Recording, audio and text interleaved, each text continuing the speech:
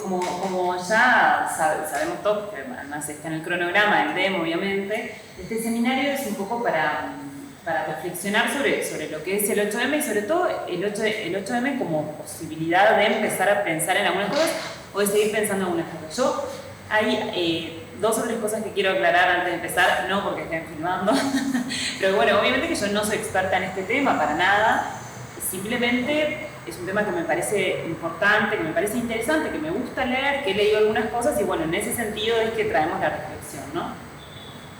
Como dice ahí, esto es una reflexión, o sea, lo que esperamos es como un intercambio fluido y creo que es muy importante en esto, más allá de lo que podamos traer desde el punto de vista teórico, también las experiencias prácticas vividas de todos ustedes y de todos ustedes, ¿no? Un poco primero, para reflexionar como en un orden, vamos a mostrar algunos números, vamos a hablar de algunas definiciones y elegimos un poco a sugerencia de Florencia, no sé por qué igual, como dentro del feminismo, que es como un tema bastante amplio, y la verdad que ya hace algunos años que venimos hablando del feminismo, venimos hablando de la academia, bueno, elegimos como pensar un poco en la maternidad y el feminismo, a ver qué vínculo tenían, ¿no? Lo digo en chiste, todos sabemos, Florencia este año fue mamá de 2 niñas y un niño, yo acabo de ser mamá de una niña, y bueno, evidentemente el feminismo también tiene eso de que lo personal es político de alguna manera, y bueno, y lo personal también termina atravesando nuestras decisiones y nuestra forma de estar en el mundo y también en la academia, ¿no? Entonces, bueno, un poco por todo eso elegimos ese tema. Yo traje algunas citas que encontré que me parecieron que eran interesantes para debatir. Como les decía al principio, esto no va a ser un tema agotado, por el contrario, es algo que pretendemos que dispare un poco la reflexión. Yo creo que empezar por los números siempre está bueno porque nos ayudan a ver algunas diferencias de una forma más concreta, ¿no? Nosotros estamos en la Facultad de Medicina, en el Departamento de Educación Médica, también tenemos como esa forma que necesitamos algunos números.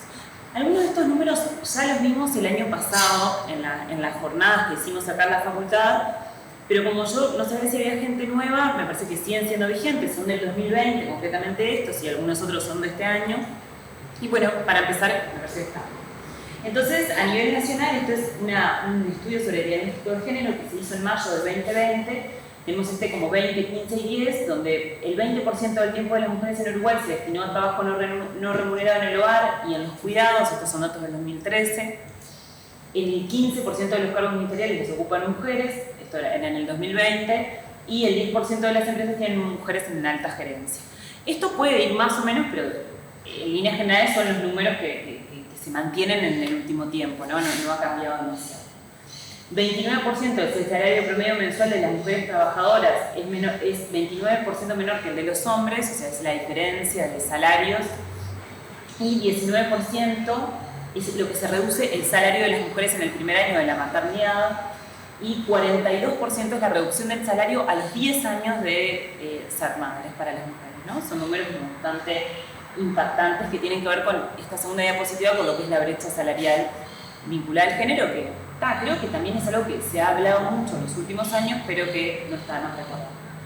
Estos números que trajimos acá son los que Adur hizo una encuesta el año pasado, que se envió, la mayoría creo que ya saben, entre los primeros días de marzo a los últimos días de marzo, una encuesta que se envió a través de WhatsApp para ver también en relación al 8M, el año pasado, cómo se sentían las docentes de la universidad. Se hicieron algunas preguntas, como por ejemplo, como mujer o parte de alguna disidencia, se ha sentido discriminada, violentada o vulnerada fuera de contexto de sus tareas como docente, y bueno, un poquito más de la mitad planteó que sí, y en su actividad como docente un 41% planteó que sí, ¿no? O sea, son números que también, lo anterior era como más objetivo, esto es un poco más subjetivo, porque si no deja de ser una encuesta de percepción, pero que por ahí está interesante a ver si nos resuenan o no, si nos parece que pudiera ser o no.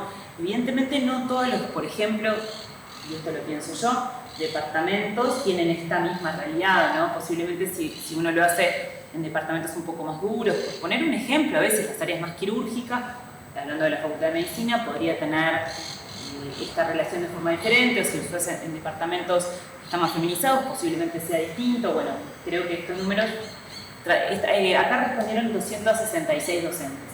Más o menos eso fue el N, de diferentes disciplinas, yo no tengo el dato de exactamente cómo estaba distribuido.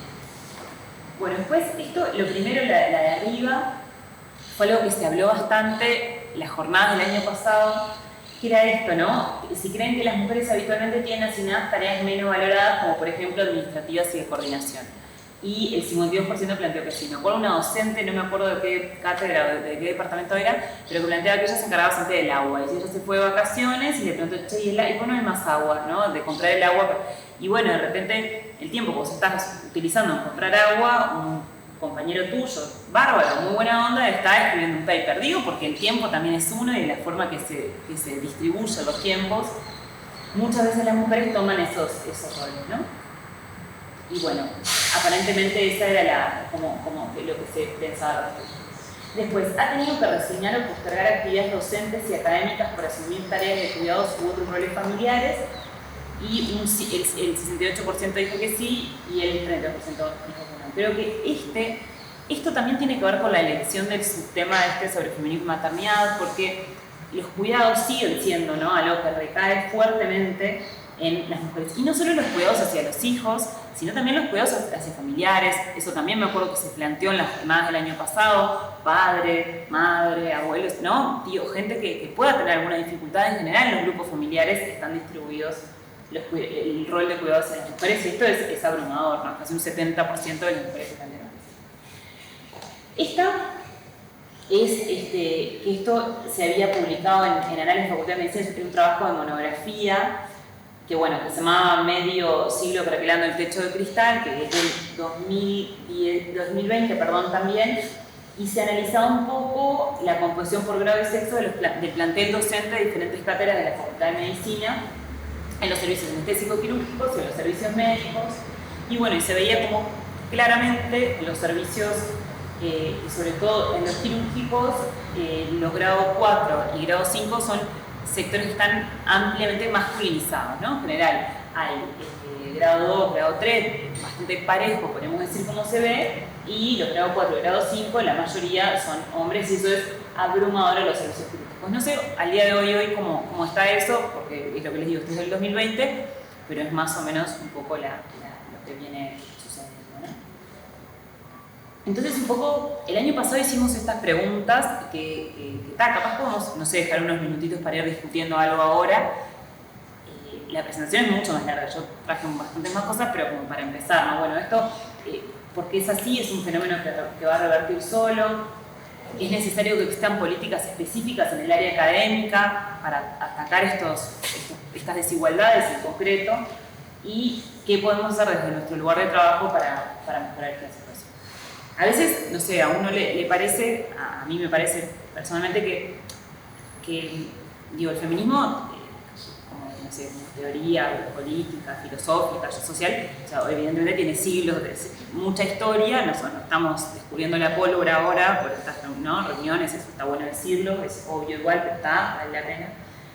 Pero de algunos años que creo que coincide con la cuarta ola del 2017, la explosión de la cuarta ola feminista, ¿no?, como la explosión del Me Too y todo esto que ha tenido mucha visibilidad, claro, nos hace estar más atentas a todas y a todos también, como tratando de, ver por dónde pueden ser los caminos. Y que yo recuerde, esta es como la tercera actividad que hacemos acá en la facultad. Digo que yo recuerdo que seguro se hicieron muchísimas más, pero por lo menos que yo participé, ¿no? Una en el 2022, 2023 y esta es la del 2022. Y sí, yo creo que está bueno resaltar que hay algunas cosas que están surgiendo en los últimos años a propósito, pero también como que a veces uno siente que todavía estamos lejos, ¿no? Que todavía falta mucho. Me parece que eso también está bueno que lo pensemos, que lo evaluemos, y que falta mucho en general, ¿no? Ahora iremos hablando de algunas otras cosas más particulares. Esto era como, ¿no? Formar, educar, dialogar, y sí, y esto que decían ahora, ¿no? Las cosas concretas, ¿no? ¿Qué acciones tenemos pendientes? ¿Qué caminos concretamente queremos seguir? ¿Cuál es la forma de trabajar realmente por la igualdad, ¿no? O sea, ¿de qué forma hacemos que en el currículum tener un hijo sea un mérito y no un demérito? Lo de un año, yo qué sé, digo, pensando en esto en concreto, o dedicarse a los cuidados sea un mérito y no un demérito, ¿no? Y que las tareas que se asumen más comúnmente por las mujeres también tengan un peso relevante, ¿no? Lo que es la gestión, la educación, que muchas veces decimos, digo, creo que ahí como... Entonces ahí, bueno, un poco, varios ya lo vieron el año pasado, pero también me parece que no está de más traerlo, que es del libro de Nuria Varela, Feminismo para principiantes, que está buenísimo. Yo el año pasado lo presté acá a una docente de facultad, ya me escribió, me lo tiene para devolver, lo puedo pasar. Pero que bueno, dice esto, ¿no? Que el feminismo es un discurso político que se basa en la justicia. El feminismo es una teoría y práctica política articulada por mujeres que, tras analizar la realidad en la que viven, toman conciencia de las discriminaciones que sufren por la única razón de ser mujeres y deciden organizarse para acabar con ellas para cambiar la sociedad. Partiendo de esa realidad, el feminismo se manifiesta como filosofía política y al mismo tiempo como movimiento social. Con 3 siglos de historia a sus espaldas, ha habido épocas a las que ha sido más teoría política y otras, como con el sufragismo, donde el énfasis estuvo puesto en el movimiento social. Yo digo, si bien esto que el año pasado ya lo vimos, pero por ahí alguien no lo tenía claro, y a veces está bueno como aclarar los conceptos, ¿no? En esto de educar también, porque no es lo mismo ser feminista que ser machista, ¿no? Una cosa que se dice como todo el tiempo, pero que bueno, a veces uno dice, bueno, sí, porque justamente apuntamos a cosas distintas, y también para posicionarnos y ver en qué momento por ahí estamos ahora, ¿no? Si estamos en un momento de ganar más espacios, de buscar también.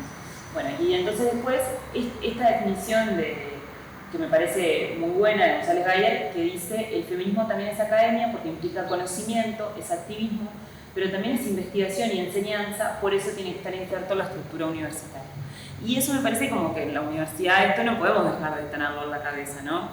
Esta cita también está en el libro este que les comenté, de Feminismo para principiantes, de Nuria Varela, que es una teórica feminista española que realmente es muy buena y es muy, para discusión también es muy fácil de entender, un poco el rol que tiene la universidad, ¿no? Nosotros cuando nos presentamos a monografías, investigamos sobre temas de género, cuando planteamos la estructura o cambios de reglamento, cuando vemos el peso que se le da a ciertas cosas a la currícula, bueno, creo que va por ahí también.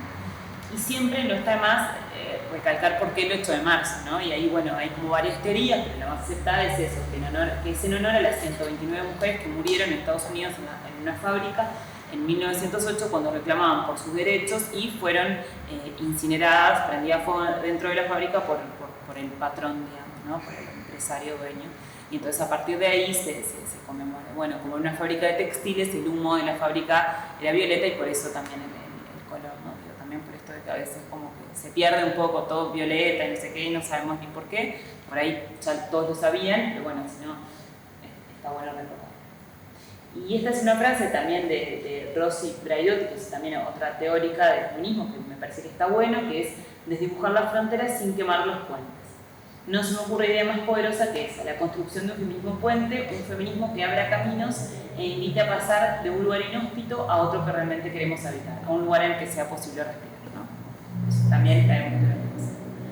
Y es un poco esto de pensar las situaciones desde la perspectiva de género, buscar un poco esto que es como, bueno, estamos ante una situación de X, no sé, de la que pudiera ser cualquier situación, un conflicto en la clase. Esto que decía Laura me parece fundamental, porque todas hemos visto a las mujeres más empoderadas del mundo poder no hablar de sus propias vulnerabilidades, porque en realidad sigue siendo difícil. Entonces, bueno, la perspectiva de género es como una metodología que nos permite mirar las diferentes situaciones pensando que el género es relevante, ¿no? Que las diferencias de clase las diferencias de género, pero bueno, es como que está bueno pensarlo, ¿no? Uno ante una situación, ponerse los lentes violetas, como dicen ellas, y mirar a ver qué está pasando. Por lo menos para tener una forma, una perspectiva más. Y entonces, bueno, acá entramos como a lo que habíamos elegido como tema del día, que era este de feminismo y maternidad. Feminismo y maternidad es todo un tema. Yo hice una búsqueda inicial y encontré más o menos 3.000 artículos, ¿no? Acá Florencia mandó el Nobel de Economía sobre lo que tenía que ver con la pérdida de la brecha salarial. Hay 3.000 millones de cosas escritas, la verdad. Creo que yo traté de traer algunas cosas como que resumen los principales conflictos, ¿no? Entre lo que es feminismo y maternidad. Por decirlo de alguna manera, lo que a mí me pareció. A ver, entonces creo que hay como un primer tema que tiene que ver con esto, como la obligatoriedad de ser madres, ¿no? La mujer para estar completa tiene que ser madre. Creo que ahí el feminismo aporta como cierta luz al decir, bueno, no, la mujer puede estar perfectamente feliz y mucho más feliz sin ser madre, tal vez, que las madres, ¿no? Después el tema de los cuidados y la desigualdad en el sistema de cuidados, que es lo que lleva después a la brecha salarial y a la brecha laboral y a la brecha de poder y curricular, y que sean finalmente los hombres los que están en los lugares de decisión y no las mujeres. Y, o sea, sería esto de la decisión de ser madre o no, sería lo de la brecha salarial y la brecha de cuidado, es decir, en la falla del sistema de cuidados, digamos. Y después, bueno, una vez que una persona es madre, de qué forma eso se compatibiliza con su vida laboral y cómo los sistemas lo que hacen es, bueno, darle más tiempo a la madre para que esté en su casa y el padre no, y entonces ahí se generan las diferencias también, ¿no? Creo que eso es como bastante interesante. Entonces traje este artículo que se llama Voces de mujeres jóvenes feministas ante la maternidad, deconstruyendo el imaginario social. Me pareció que estaba muy bueno, es un trabajo que se hizo también en el 2020, se publicó en el 21, no, en el 20, que lo hicieron, es un trabajo de corte cualitativo que lo hicieron en el País Vasco, donde vamos a ir próximamente, al Congreso de Educación, no sé. Pero bueno, y ahí entrevistaban a mujeres entre 18 y 30 años que tenían formación en feminismo específica, o sea, que habían hecho una diplomatura, una maestría en género, y les hacían preguntas sobre la maternidad en general, ¿no? Y sacaban diferentes categorizaciones. Como es una investigación cualitativa, salían las categorías conceptuales y citaban los comentarios de algunas de esas mujeres. Mucho hablaba este artículo sobre esto que tiene que ver con la obligatoriedad. La mayoría de las que respondían no eran madres, entonces hablaban de la presión social de la maternidad. Y ahí yo traje algunas cosas, ¿no? Que son como frases que ellos iban tomando en el trabajo sobre esto. Se ha presentado que toda mujer dentro de los estándares socialmente establecidos desea tener descendencia. El estereotipo de las mujeres que decían no tenerla describían mujeres anormales, egoístas, inmorales, irresponsables, inmaduras, no felices, no realizadas y no femeninas. Y frecuentemente son caracterizadas como personas sin capacidad de vincularse efectivamente a otras o solo interesadas en triunfar en su carrera profesional. Mujeres jóvenes, formadas en género, ¿no? De 18 a 30 años, del País Vasco, o sea, europeas, blancas, de clase social, de clase media, que ellos lo aclaraban, no eran mujeres que tenían dificultades económicas, sentían que, o sea, de alguna manera, estos conceptos resumen su percepción en relación a lo necesario de ser madre, la obligatoriedad o la poca libertad a la hora de decidir, ¿no? Y creo que eso sigue estando vigente, o sea, yo por lo menos que fui madre, no es leñosa porque ya no se usa, pero grande, o sea, a los 38, durante muchos años, o sea, eso estuvo arriba de la mesa, y qué raro, ¿por qué no vas a cuál es el problema? ¿Por qué no querés tener hijos? ¿No? Y bueno, y capaz que la gente, las mujeres deciden también no tener hijos y ser igual de felices o más, yo qué sé, no sé, como que creo que eso, el feminismo lo pone arriba de la mesa, creo que no es que lo resuelva, no es que porque existe el feminismo, entonces ahora nadie va a ser más, no, pero por lo menos está eso. Y entonces, otra cosa que me pareció muy interesante, que es esto de los, ¿no?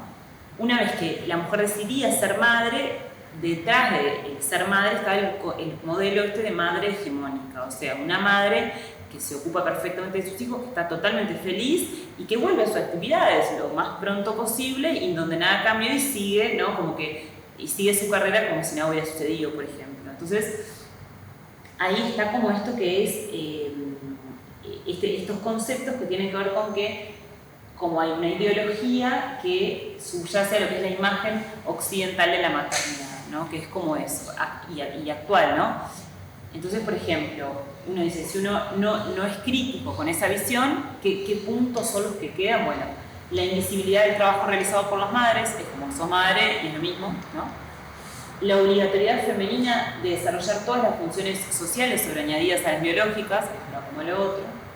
La presión psicológica de ser una buena madre, ¿no? Como de qué forma incorporan el concepto de ser una buena madre de las mujeres.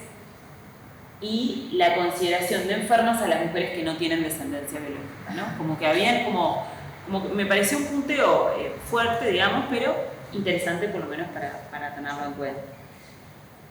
Porque bueno, el tener claro como todo esto, tal vez podemos empezar a preguntarnos algunas cosas, porque en este artículo no es que daban la solución, estaban como explorando el terreno, por eso era un trabajo cualitativo, ¿no? Como viendo, bueno, estamos en esta situación, ¿qué puede pasar? Si la conocen, que fue la que escribió la mística de la feminidad, que es una estadounidense que en los años 40 escribió ese libro, que la verdad que es un bastante mamotreto.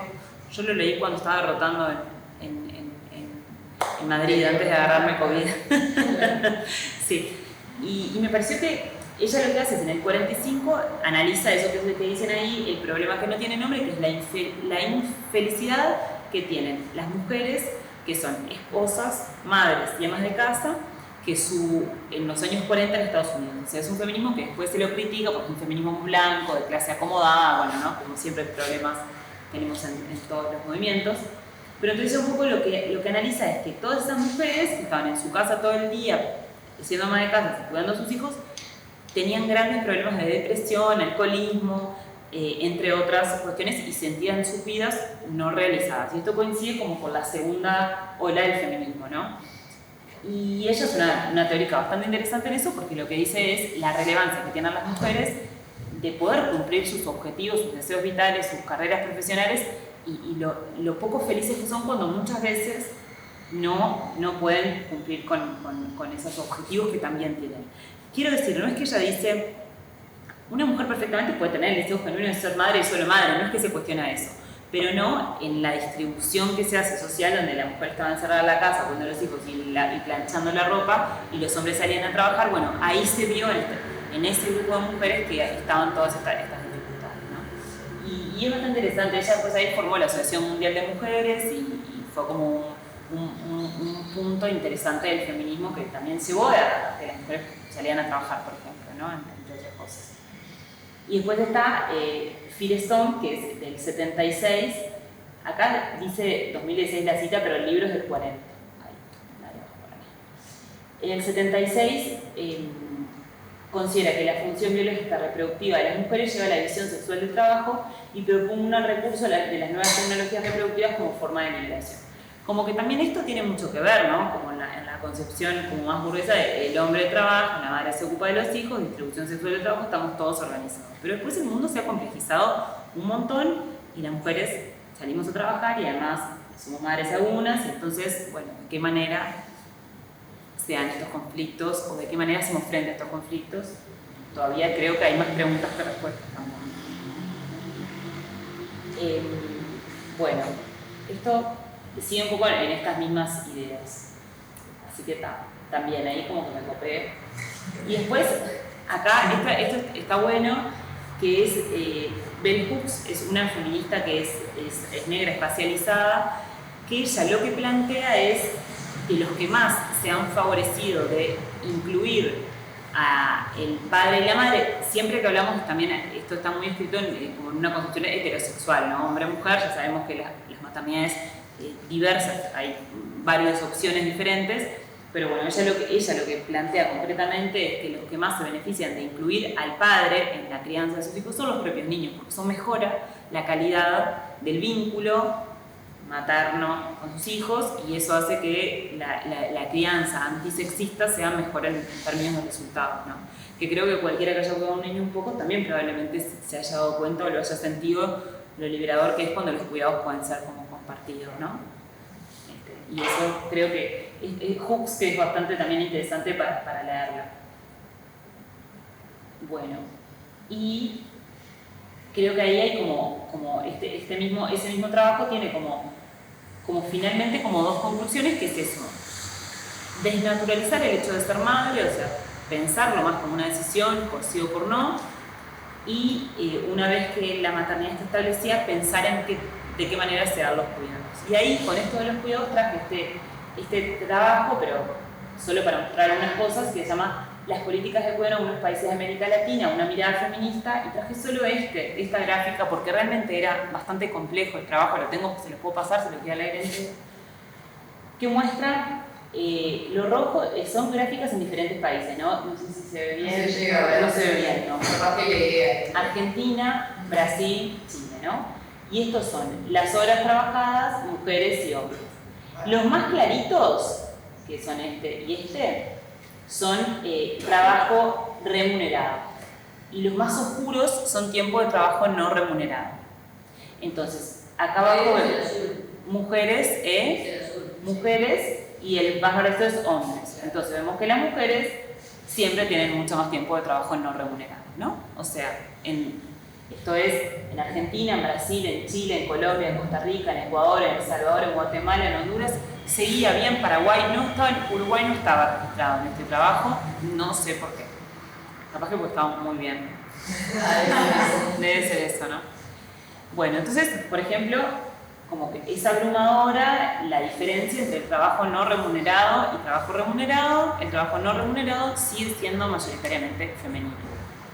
Esto era interesante porque además de mostrar esto, este trabajo mostraba que las políticas que se hacen para resolver este problema es, por ejemplo, ampliar la licencia maternal. Claro. Que está bien, pero que no resuelve de ninguna manera el problema de fondo, porque en realidad deberíamos compartir las licencias, ¿no? Digo, compartirlas o ampliar la licencia paternal. Ampliar la licencia paternal. El problema es, bueno, le damos un subsidio a la madre para que se quede más en la casa, o le damos más licencia. Uno no diría que eso está mal, porque mal no está bien, ¿no? Pero no resuelve el problema posterior, ni el mercado laboral, ni de las tomas de decisiones, ni de la carrera académica posterior. Y eso era como que todas las veces que estaba bastante complejo escrito, no sé si era la hora o yo, pero se lo puedo pasar, pero decía eso, como cada vez que se intentaba resolver este asunto, las soluciones, así como súper patriarcales y capitalistas, tenían que ver con darle más licencia a la mujer. Y seguimos ampliando la brecha, ¿no? Entonces, bueno, nada, me parece como interesante que después les paso los artículos, si quieren, para que lo vean.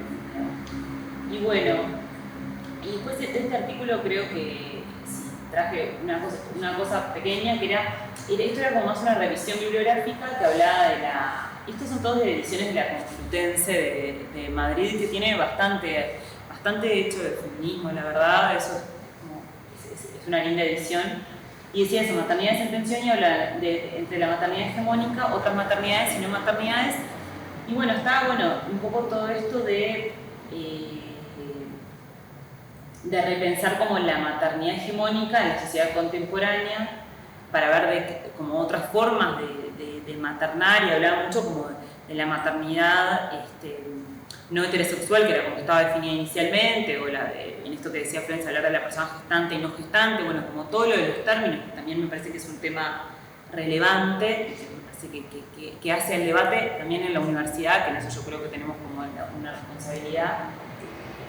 Y después hablaba un poco como de esto de algunas personas que se plantean la no maternidad como un modelo de vida, como forma de elegir vivir, que también parece ser relevante. Y que está bueno también darle visibilidad a eso, ¿no? No sé después qué opinan también las más jóvenes al respecto, me parece que está bueno escucharlas. No es que yo quiera decir que no está bueno ser madre, no para nada, pero quiero decir, parece que estoy arrepentida. Por supuesto, claro, que es como, ¿no? Creo que es... Lo que sí estaría mal es que la decisión esa dependa del efecto de la maternidad sobre nosotros, ¿no? Exacto. Eso sí está mal. Pero bueno, nada. Por acá quedó lo que traje como para que charlemos.